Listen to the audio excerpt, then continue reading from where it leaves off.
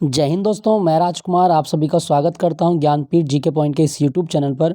दोस्तों आइए शुरू करते हैं एसएससी एमटीएस हवलदार परीक्षा 2023 के लिए जीके का एक और मॉक टेस्ट 25 प्रश्न इनका अभ्यास करते हैं। तो चलिए आज का मॉक टेस्ट। दोस्तों आपसे एक रिक्वेस्ट है, अगर आपने चैनल को सब्सक्राइब नहीं किया हो तो चैनल को सब्सक्राइब कर लीजिएगा।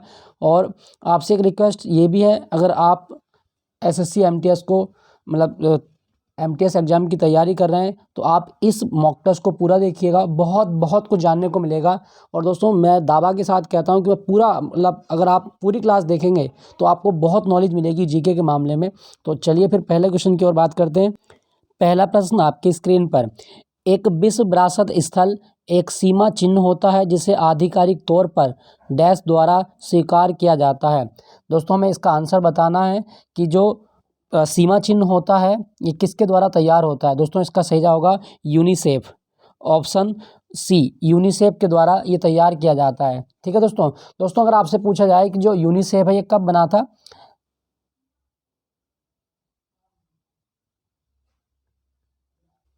जो दोस्तों ये मैंने यूनिसेफ बता दिया, इसका सही जवाब दोस्तों आपका यूनेस्को है। ठीक है, ऑप्शन बी यूनेस्को है। तो ये आप याद रखिएगा, यूनेस्को के द्वारा ये आधिकारिक तौर पर स्वीकार किया गया है। दोस्तों अगर आपसे पूछा है यूनेस्को का मुख्यालय कहाँ पर है, तो यूनेस्को का मुख्यालय पेरिस में है। यूनेस्को का मुख्यालय पेरिस शहर में है। तो यूनेस्को के द्वारा विश्व विरासत स्थल सीमा चिन्ह आधिकारिक तौर पर स्वीकार किया गया है। ठीक है दोस्तों यहाँ पे लिखा गया आपका यूनिसेफ। अगर आपसे पूछा जाए यूनिसेफ का मुख्यालय कहाँ पर, तो यूनिसेफ का मुख्यालय न्यूयॉर्क में है। यूनिसेफ का मुख्यालय न्यूयॉर्क में है। और यूनिसेफ जो है ये बच्चों के कल्याण के लिए कार्य करती है। यूनिसेफ बच्चों के कल्याण के लिए कार्य करने वाली अंतर्राष्ट्रीय संस्था है, आप याद रखना। क्लियर, तो इसका सही जवाब होगा आपका ऑप्शन बी। नेक्स्ट प्रश्न की ओर चलते हैं। क्वेश्चन संख्या 2, क्या कहा गया, रविंद्रनाथ टैगोर को नोबेल पुरस्कार किसके लिए मिला था। दोस्तों नोबेल पुरस्कार रविंद्रनाथ टैगोर को जो मिला तो इनको साहित्य का नोबेल मिला था। ऑप्शन ए, वर्ष 1913 में इनके काव्य संग्रह था गीतांजलि। तो गीतांजलि के लिए रविंद्रनाथ टैगोर को नोबेल अवार्ड मिला था, ये भी आप याद रखना। और जो रविंद्रनाथ टैगोर हैं ये एशिया के पहले व्यक्ति थे जिनको कोई भी नोबेल मिला। तो ये आप याद रखना, पहले एशियाई व्यक्ति कौन है जिनको नोबेल मिला, वो रविंद्रनाथ टैगोर हैं। ठीक है दोस्तों मैं आपसे बात करूं, अगर आपसे पूछा जाए कि रविंद्रनाथ टैगोर जो हैं क्या इनकी कोई किताब और भी है, तो आप इनकी किताब याद रखना काबुली वाला, ये बहुत आती है और इसको एसएससी पूछ चुकी है ऑलरेडी।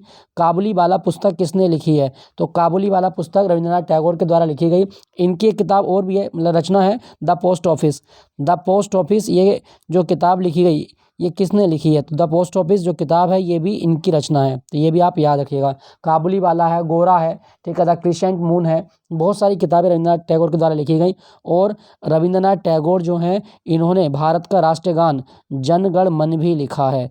तो जन गण मन किसके द्वारा लिखा गया, रविंद्रनाथ टैगोर के द्वारा लिखा गया है, ये आप याद रखिएगा। इनको बार्ड ऑफ बंगाल, बंगाल का बार्ड भी कहा जाता है, ये भी आप याद रखें। और इन्हें गुरुदेव की उपाधि दी गई थी, रविंद्रनाथ टैगोर को गुरुदेव की उपाधि दी थी महात्मा गांधी ने, ये भी आप याद रखना। दोस्तों बात करूं नोबेल पुरस्कार की, नोबेल पुरस्कार की शुरुआत 1901 में हुई थी। लेकिन 1901 में जो नोबेल पुरस्कार शुरू किए गए थे ये 5 क्षेत्रों के शुरू किए गए थे। ठीक है दोस्तों, फिर आप कहोगे कि नोबेल पुरस्कार तो 6 में मिलते हैं, 5 की 1901 तो छठा कब हुआ। तो दोस्तों आपको याद रखना अर्थशास्त्र का नोबेल जो था ये 1968 में स्थापित हुआ था।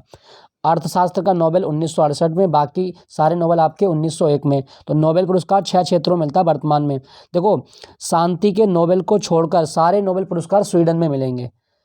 शांति के नोबेल को छोड़कर सारे नोबेल स्वीडन में मिलते हैं, लेकिन शांति का नोबेल नॉर्वे की राजधानी ओस्लो में मिलता है, ये भी आप याद रखना। नॉर्वे की राजधानी ओस्लो में शांति का नोबेल मिलता है, बाकी सारे स्वीडन में। तो आपसे पूछा गया था रविंद्रनाथ टैगोर को नोबेल पुरस्कार ये साहित्य के लिए मिला था। नेक्स्ट प्रश्न है आपका, किस दवा का उच्च रक्तचाप के इलाज के लिए प्रयोग किया जाता है। दोस्तों कौन सी ऐसी औषधि है जो हमारे बीपी को बढ़ाती है, तो वो है आपका हाइड्रोलेजिन।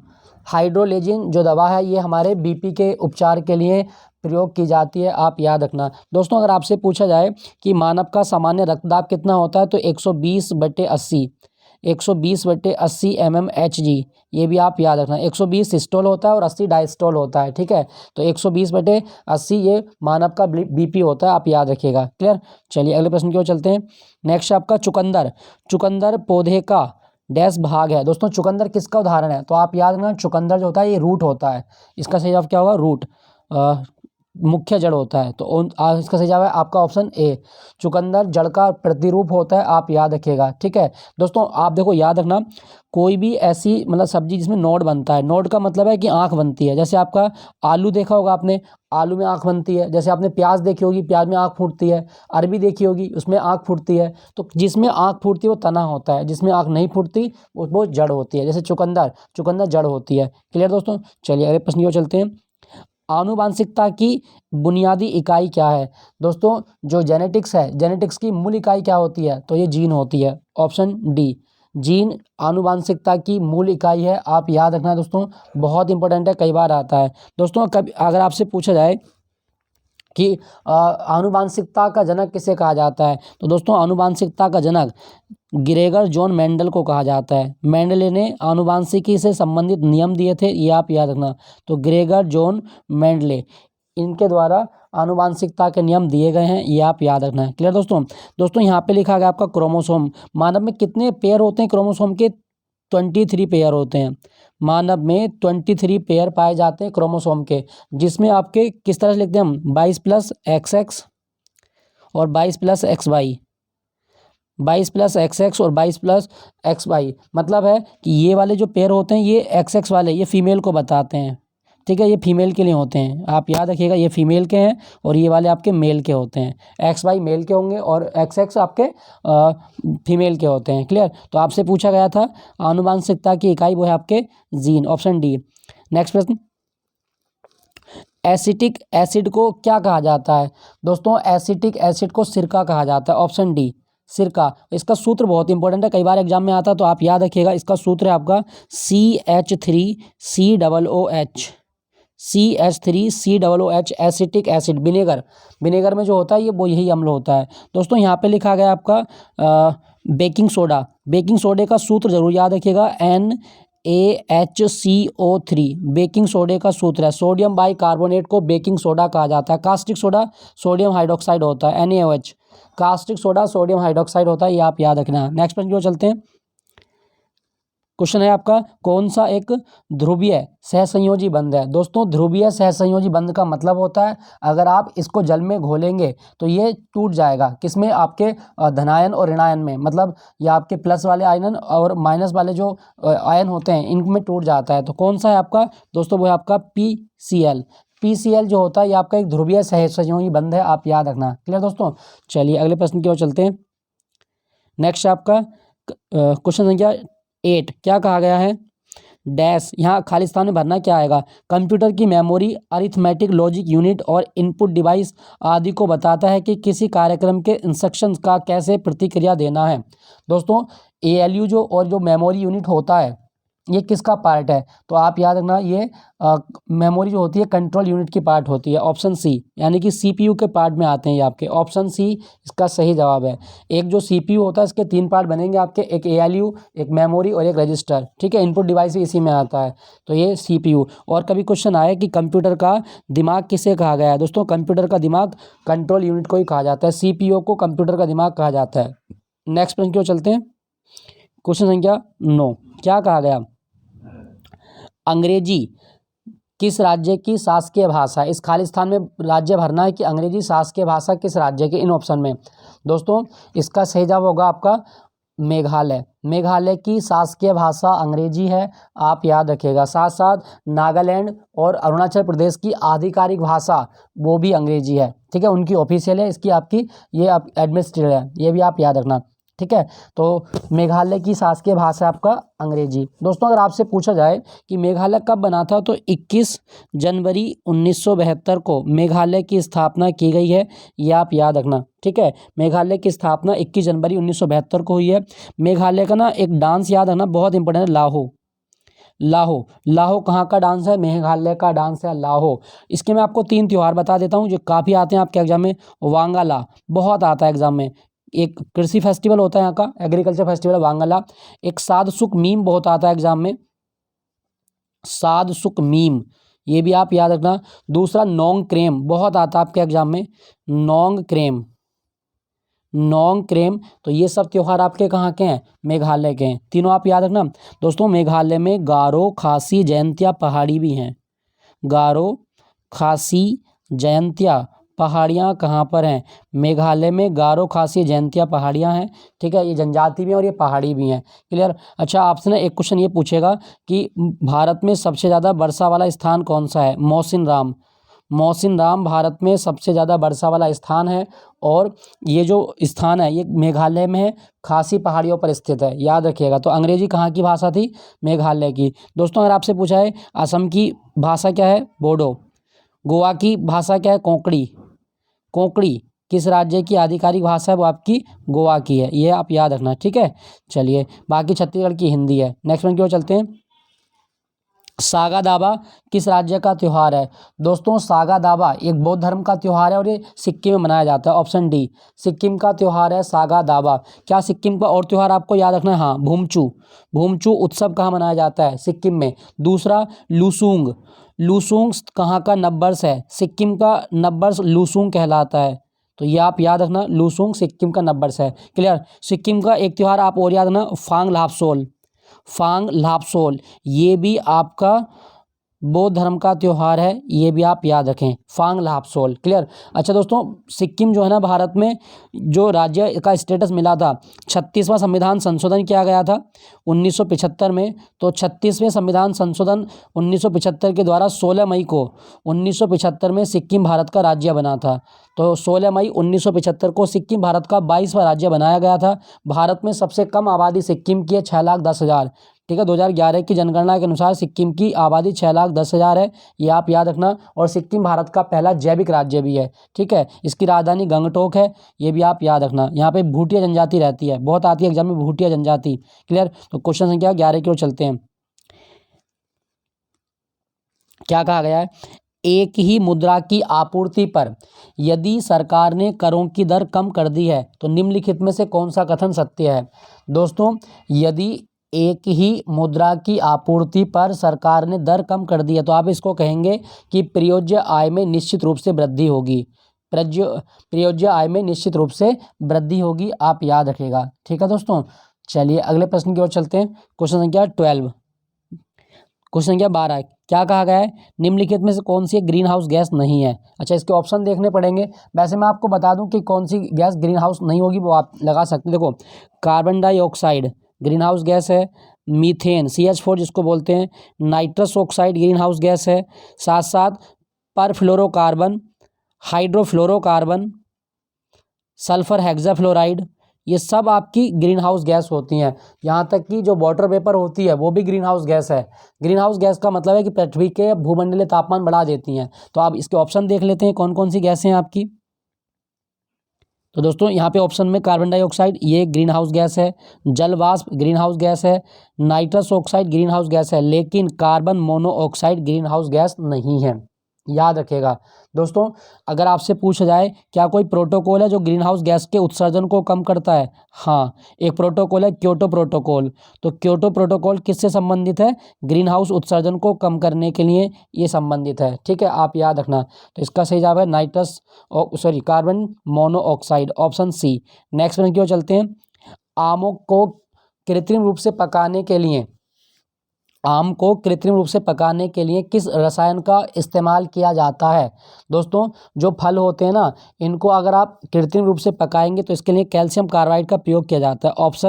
Option C, calcium carbide. देखो, अगर कैल्शियम कार्बाइड आप रखेंगे फल के बीच में, एक कागज़ की पुड़िया में बंद करके रख देते हैं, इसको कार्बेट होता है ये। तो ये जैसे ही नमी के संपर्क में आएगा, नमी की संपर्क में मतलब जल मिलेगा इसको, नमी की संपर्क में आने से यहाँ पे एक गैस बनेगी C2H2 और प्लस बनेगा आपका कैल्शियम ऑक्साइड। ये C2H2 गैस ये होती है एसिटिलीन। तो एसिटिलीन गैस कृत्रिम रूप से फलों को पका देती है, आप याद रखना दोस्तों, बहुत इंपॉर्टेंट है। अच्छा, अगर आपसे पूछा जाए कि फल जो नेचुरल रूप से पकते हैं वो कौन सा हार्मोन पकाता है, तो दोस्तों फलों में एक हार्मोन होता है एथिलीन हार्मोन। एथिलीन हार्मोन दुनिया का एकमात्र हार्मोन है जो गैसीय अवस्था में रहता है। तो एथिलीन हार्मोन जो गैसीय अवस्था में रहता है ये नेचुरल रूप से पौधे मतलब फल के पकाने का कार्य करता है। पेड़ पे फल पक जाता है इस हार्मोन के कारण। तो ये आप याद रखना, आम को कृत्रिम रूप से पकाते हैं तो कैल्शियम कार्बाइड, और नेचुरल रूप से पकेगा अपने शाखा पे, टहनी पे, तो वो एथिलीन हार्मोन के कारण होता है। क्लियर दोस्तों। अच्छा दोस्तों, क्या आपको पता है कि आम का वैज्ञानिक नाम क्या है? खैर आपको पता होगा, मैंगीफेरा इंडिका। मैंगीफेरा इंडिका ये आम का वैज्ञानिक नाम है दोस्तों, याद रखिएगा। क्लियर। चलिए अगले प्रश्न की ओर चलते हैं। किस धर्म के भिक्षुओं के लिए चैत्य और विहारों का निर्माण किया गया है? दोस्तों चैत्य और विहार जो होते हैं ये बौद्ध धर्म में होते हैं। ऑप्शन सी, बौद्ध धर्म में होते हैं, आप याद रखिएगा। ठीक है दोस्तों, चैत्य वो जगह है जहाँ पे चिंतन किया जाता है, बैठ के अपना ध्यान लगाते हैं, और विहार जो है यहाँ पे बौद्ध भिक्षु रहते हैं। ठीक है, आप याद रखिएगा। स्तूप भी होते हैं, चैत्य है, विहार है, स्तूप है, वो सब बौद्ध धर्म में है। दोस्तों क्या आपको पता है कि भारत में कितने धर्म ऐसे हैं जो अल्पसंख्यक धर्म है? तो 6। भारत में 6 अल्पसंख्यक धर्म है। देखो, एक ईसाई धर्म अल्पसंख्यक धर्म है, बौद्ध धर्म अल्पसंख्यक धर्म है, मुस्लिम, भारत में जो मुस्लिम लोग हैं ये भी अल्पसंख्यक में आते हैं, सिख हैं अल्पसंख्यक में आते हैं, जैन हैं अल्पसंख्यक में आते हैं, और पारसी ये 6 धर्म को अल्पसंख्यक धर्म का दर्जा दिया गया है। तो ये आप याद रखना, बौद्ध, ईसाई, मुस्लिम, सिख, जैन और पारसी ये अल्पसंख्यक धर्म में माइनॉरिटी है भारत में। क्लियर। नेक्स्ट प्रश्न की ओर चलते हैं। म्यांमार की राजधानी क्या है? अच्छा सा क्वेश्चन है, नन्ना सा प्यारा सा। इसका सही जवाब क्या होगा? म्यांमार की राजधानी Naypyidaw. Option A is the right answer. Myanmar की राजधानी नेपाइडो है। इसकी मुद्रा बहुत पूछता है, क्यात। म्यांमार की मुद्रा क्या है? क्यात है, ये आप याद रखिएगा। ठीक है दोस्तों, म्यांमार का दूसरा नाम क्या है? बर्मा। और वर्ष 1935 में बर्मा भारत से अलग हुआ था। भारत सरकार अधिनियम 1935 के द्वारा बर्मा को भारत से अलग कर दिया गया था, आप याद रखिएगा। ठीक है, नेक्स्ट प्रश्न की ओर चलते हैं। छत्रक शिला का निर्माण ये कहाँ पर होता है? दोस्तों छत्रक शिला जो बनती है ये आपकी बनती है मरुस्थल क्षेत्र में, मरुस्थल वाले क्षेत्र में पवन जब अपर्दन क्रिया करती है तो ये उसकी बन के होती है। तो ये आप याद रखिएगा, छत्रक शिला का निर्माण ये मरुस्थलीय क्षेत्र में होता है। ऑप्शन आपका ए है। दोस्तों कैसे बनता है? देखो, ये कोई पहाड़ रेत का टीला है। अब हवा जो है इस पर प्रेशर लगाएगी, इस तरह से हवा जैसे इस पर प्रेशर लगाएगी तो यहाँ से रेत कटनी स्टार्ट हो जाती है, और इस टीले का आकार एक छत्रक मतलब सांप की छतरी के समान हो जाएगा। इस तरह से ये बन जाती है। तो मतलब आसपास की धूल उड़ जाएगी और बीच में यहाँ टीला बन जाएगा और नीचे आपका ये रेत बन जाएगी। तो ये है आपकी छत्रक शिला, आप याद रखिएगा। ठीक है दोस्तों, तो ये मरुस्थल में बनती है, आप याद रखें। क्लियर। नेक्स्ट प्रश्न। अच्छा, छत्रक शिला का निर्माण कौन करता है? पवन करती है, याद रखना, हवा के द्वारा होता है। क्वेश्चन संख्या 17वां क्वेश्चन क्या कहता है? पेमेंट भुगतान बैंक के बारे में निम्नलिखित में से कौन सही नहीं है? दोस्तों पेमेंट भुगतान के बारे में हमें बताना है कि कौन सा कथन सही नहीं है। देखते हैं। प्राथमिक क्षेत्र ऋण देना अनिवार्य नहीं है। जी बिल्कुल, पेमेंट बैंक ऋण नहीं देते, बिल्कुल सही है। CRR SLR आवश्यकताओं को पूरा किया जाना चाहिए, बिल्कुल 25 करोड़ होना चाहिए वर्तमान में पेमेंट बैंक खोलने के लिए। क्रेडिट कार्ड जारी कर सकते हैं? नहीं, क्रेडिट कार्ड तो जारी कर ही नहीं सकते पेमेंट बैंक, यही गलत तो कथन गलत है। बाकी कोई NRI जमा नहीं, हाँ ये सही है, लेकिन ध्यान रखना ये क्रेडिट कार्ड इश्यू नहीं कर सकते जो पेमेंट बैंक होते हैं। अच्छा, क्या भारत में कोई समिति बनी थी जो पेमेंट बैंक से संबंधित थी? हाँ, पेमेंट बैंक भारत में जो शुरू किए गए वो नचिकेता मोर समिति की सिफारिश पर शुरू किए गए हैं। नचिकेता मोर समिति, सुपर इंपॉर्टेंट क्वेश्चन, कई बार एग्जाम में पूछता है कि पेमेंट बैंक की शुरुआत भारत में किस समिति की सिफारिश पर हुई? नचिकेता मोर समिति। क्लियर दोस्तों, याद रखना। जैसे पेटीएम पेमेंट बैंक है आपका, फिनो पेमेंट बैंक है, नियो पेमेंट बैंक है, वो बहुत सारे बैंक होते हैं, याद रखिएगा। नेक्स्ट प्रश्न, क्वेश्चन संख्या 18। जलियांवाला बाग हत्याकांड कब हुआ था? दोस्तों जलियांवाला बाग हत्याकांड बैसाखी के दिन हुआ था, और बैसाखी मनाई जाती है अप्रैल में। कब? 13 April 1919। Option C is the right answer. 13 April 1919 को जलियांवाला बाग हत्याकांड हुआ था, आप याद रखिएगा, बहुत इंपॉर्टेंट है। ठीक है दोस्तों, ये जलियांवाला बाग हत्याकांड किस शहर में हुआ था? अमृतसर में। अमृतसर शहर में जलियांवाला बाग हत्याकांड हुआ था, जब डॉक्टर सैफुद्दीन किचलू और सत्यपाल मलिक की गिरफ्तारी के विरोध में एक विशाल जनसभा का आयोजन हुआ था। तो जनरल डायर ने गोली चलवा दी थी, आप याद रखिएगा। और जलियांवाला बाग हत्याकांड के विरोध में गांधी जी ने केसरी हिंद की उपाधि वापस कर दी थी, रविंद्रनाथ टैगोर ने नाइटहुड की उपाधि वापस कर दी थी, याद रखिएगा। क्लियर। नेक्स्ट प्रश्न की ओर चलते हैं। हाइपर टेक्स्ट का आविष्कार किसने किया था? दोस्तों हाइपर टेक्स्ट का आविष्कार जो क्या था, ये क्या था आपका? Ted Nelson. Option D, Ted Nelson के द्वारा हाइपरटेक्स्ट का आविष्कार किया गया है। ये आप याद रखिएगा। क्लियर दोस्तों। चलिए अगले प्रश्न की ओर चलते हैं। क्वेश्चन संख्या 20 क्या कहता है? क्वेश्चन संख्या 20, क्वेश्चन संख्या 20 क्या कहता है? किस खेल से वजीर, घोड़ा, राजा और रानी संबंधित होते हैं? दोस्तों क्वीन होता है, वजीर होता है, रुख मतलब घोड़े को क्या बोलते हैं? नाइट। घोड़े को कहा जाता है नाइट, और हाथी को कहा जाता है रुख। किस में होते हैं? शतरंज में। शतरंज राजाओं का खेल होता है दोस्तों। तो इसमें आपके 64 खाने होते हैं, ये भी आप याद रखना। 64 खाने, 64 खाने रैंक और फाइल में डिवाइड होते हैं। ठीक है, तो ये शतरंज की बात हो रही है दोस्तों। अगर आपसे पूछा जाए कि शतरंज का जन्मदाता कौन सा देश है? भारत। अपना प्यारा भारत ये शतरंज का जन्मदाता माना जाता है, आप याद रखिएगा। शतरंज वर्तमान में रूस में बहुत ज़्यादा प्रसिद्ध है, और शतरंज के बेताज बादशाह मैग्नस कार्लसन, मैग्नस कार्लसन शतरंज के बेताज बादशाह हैं, आप याद रखना। किस देश के खिलाड़ी हैं दोस्तों? ये नॉर्वे के खिलाड़ी हैं। लगातार 11 साल से वर्ल्ड का नंबर 1 खिलाड़ी मैग्नस कार्लसन है, याद रखिएगा। अब वर्तमान में इन्होंने मना कर दिया कि मैं अब शतरंज नहीं खेलूंगा। ये संन्यास भी ले सकते हैं, अभी लिया नहीं है, लेकिन जहां तक सुनने में आया है वो ये संन्यास ले सकते हैं। ठीक है दोस्तों यहाँ पे लिखा गया बैडमिंटन। बैडमिंटन की मैं आपको 2 कप बता देता हूँ। एक थॉमस कप बहुत आता है आपके एग्जाम में, थॉमस कप, और एक है आपका उबेर कप। तो थॉमस कप और उबेर कप जो जीता है, ये मतलब जीता नहीं, मैं बता रहा हूँ बैडमिंटन के लिए होते हैं। ठीक है, ये आप याद रखना। अच्छा टेनिस लिखा गया है, टेनिस के लिए एक कप बहुत इंपॉर्टेंट है, डेविस कप। डेविस कप का संबंध किस खेल से है? इसे टेनिस का वर्ल्ड कप कहा जाता है, ये आप याद रखना। तो घोड़ा, वजीर, राजा, रानी शतरंज में होते हैं। नेक्स्ट प्रश्न, क्वेश्चन संख्या 21 क्या कहा गया? यदि गति में रहते हुए घूर्णन की धुरी वस्तु में से होकर नहीं गुजरती तो उस गति को कहा जाएगा। दोस्तों इस गति को आप क्या बोलेंगे? तो एक ऐसी गति आपको बतानी है जिसमें धुरी वस्तु में से नहीं गुजरती, उसको बोलते हैं कक्षीय गति। ठीक है, कक्षीय गति। कक्षीय गति एक, जैसे ये कक्षा है, कक्षा के चारों होती है, इसमें अक्ष नहीं होता। ठीक है, केवल कक्षा होगी, इसके चारों चक्कर लगाते रहते हैं। जैसे पृथ्वी अपनी कक्षा में चक्कर लगाती रहती है सूर्य का, वो सारी चीज़ें होती हैं। ठीक है, चलिए अगले प्रश्न की ओर चलते हैं। क्वेश्चन संख्या 22 किस देश का संविधान विश्व के किसी सार्वभौम देश में सबसे बड़ा लिखित संविधान है? दोस्तों दुनिया का सबसे बड़ा लिखित संविधान भारत का संविधान है। भारत का संविधान में मूलतः मैं बात करूं तो 22 भाग, 8 अनुसूची मूलतः थी, ये 8 अनुसूची और 395 अनुच्छेद थे, ये भी आप याद रखना। 395 आर्टिकल। तो दुनिया में सबसे बड़ा लिखित संविधान भारत का है। अपना प्यारा भारत, सोने की चिड़िया इसको कहा जाता है, तो ये भी आप याद रखिएगा। दोस्तों अगर आपसे पूछा जाए कि दुनिया में सबसे पहले लिखित संविधान किस देश में बनाया गया था? अमेरिका में। दुनिया का सबसे पहले लिखित संविधान अमेरिका में बनाया गया था, ये भी आप याद रखें। भारत में संविधान दिवस कब होता है? भारत में संविधान दिवस 26 नवंबर को मनाया जाता है, 26 नवंबर को, ये भी आप याद रखना। ठीक है दोस्तों, और भारत का संविधान किसने अपने हाथ से लिखा था? प्रेम बिहारी नारायण रायजादा। प्रेम बिहारी नारायण रायजादा के द्वारा भारत का संविधान अपने हाथ से लिखा गया है, ये आप याद रखिएगा। ठीक है दोस्तों, चलिए तो इसका सही जवाब क्या होगा? Option D, Bharat. नेक्स्ट प्रश्न की ओर चलते हैं। नेक्स्ट आपका कर्नाटक की संसदीय सीटों में लोकसभा की सीटें कितनी हैं?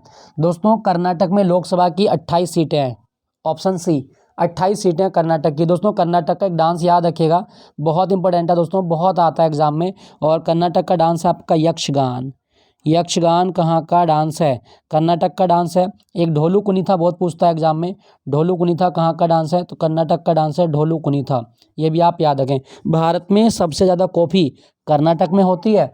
दूसरी बात, भारत में सबसे ज़्यादा सूरजमुखी कर्नाटक में होता है, और कर्नाटक में कोलार की खान है जो सोने के लिए प्रसिद्ध है, स्वर्ण खदान है कोलार की खान। तो कर्नाटक में लोकसभा की सीटें 28, सबसे ज़्यादा लोकसभा की सीटें यूपी में 80, ये भी आप याद रखना।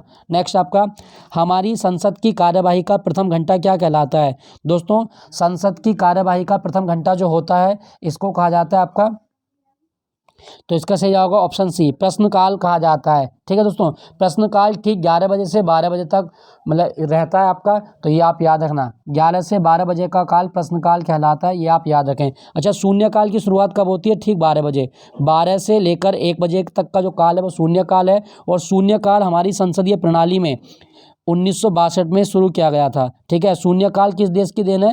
भारत की देन है शून्यकाल, ये भी आप याद रखना। संसदीय प्रणाली में शून्यकाल किस देश ने दिया है? भारत ने दिया है। तो संसद की कार्यवाही का पहला घंटा प्रश्नकाल होता है। क्वेश्चन आवर नेक्स्ट पुस्तक, नेक्स्ट क्वेश्चन है आपका, पुस्तक द जंगल बुक किसने लिखी है? ऑप्शन सी, रुडयार्ड किपलिंग। रुडयार्ड किपलिंग के द्वारा जंगल बुक लिखी गई है, और रुडयार्ड किपलिंग को जंगल बुक लिखने की प्रेरणा पेंच टाइगर रिजर्व मध्य प्रदेश से मिली थी। तो पेंच टाइगर रिजर्व जो कि मध्य प्रदेश में, यहाँ से इनको प्रेरणा मिली थी जंगल बुक लिखने की। और जंगल बुक का सबसे इम्पोर्टेंट कैरेक्टर मोगली है। जंगल बुक जो लिखी गई है ये रुडयार्ड किपलिंग ने लिखी है और इसका मेन कैरेक्टर है आपका Rudyard Kipling. Super important question. तो दोस्तों ये था आज का मॉक टेस्ट। 25 क्वेश्चन का हमने अभ्यास किया डिटेल के साथ में। क्वेश्चन जो भी थे मैंने उनको आपको बताया। तो आई होप ये सेशन आपको अच्छा लगा होगा। अच्छा लगे तो एक लाइक ज़रूर कीजिएगा। आपसे रिक्वेस्ट है दोस्तों, चैनल को सब्सक्राइब कर लीजिएगा, अपने दोस्तों के साथ शेयर करें। मिलता हूँ आपको अगले मॉक टेस्ट के साथ में। Thank you for watching Gyanpeeth ji के पॉइंट।